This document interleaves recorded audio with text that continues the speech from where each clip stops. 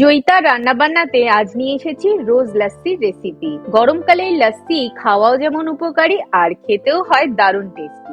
রোজ লাস্সি বানানোর জন্য আমি এখানে একটা মিক্সিং জারে দিয়ে দিচ্ছি 1 কাপ দই। তারপর এর মধ্যে অ্যাড করছি 2 টেবিল চামচ রুয়াবজা। আমি রুয়াবজা ব্যবহার করছি, এখানে রোজ সিরাপও ব্যবহার করতে পারেন। পরিমাণটা অবশ্যই যে যার স্বাদ অনুসারে দিয়ে নেবেন। রুয়াবজা যেহেতু একটু মিষ্টি হয়, তাই চিনিটা সেই বুঝেই এখানে দিতে হবে। আমি এখানে দিয়ে দিচ্ছি 2 চামচ পাউডার সুগার। চিনিটাকে গ্রাইন্ডারে শুকনো অবস্থায় ঘুরিয়ে নিলেই এইভাবে পাউডার বানিয়ে নেওয়া যেতে পারে। মিষ্টিটাকে ব্যালেন্স করার জন্য দিয়ে দিচ্ছি 1 চিমটি নুন।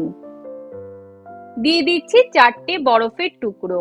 এখানে আমি এক্সট্রা কোনো জল ইউজ করছি না। ঢাকনাটাকে বন্ধ করে এবার ব্লেন্ড করে নেব। ভালো করে ব্লেন্ড করা হয়ে গেছে, লাস্সি রেডি। এখানে এক্সট্রা কোনো জল আমি ব্যবহার করিনি, এই রকম ঘন করেই লাস্সিটাকে বানিয়ে নিলে দারুণ টেস্টি হয়। একটা গ্লাসে এইভাবে চামচের সাহায্যে রুয়াবজা দিচ্ছি। এটা দেখতে যাতে সুন্দর হয় তার জন্যই দিচ্ছি।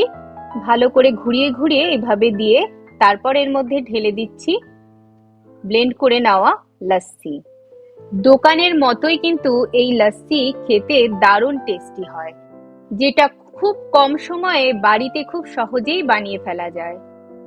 নিজের পছন্দ অনুসারে গার্নিশ করে নিলেই রেডি আমাদের রোজ লাস্সি।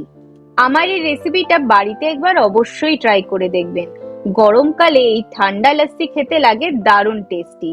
আর আমার চ্যানেলটাকে লাইক, শেয়ার ও সাবস্ক্রাইব করার অনুরোধ রইল।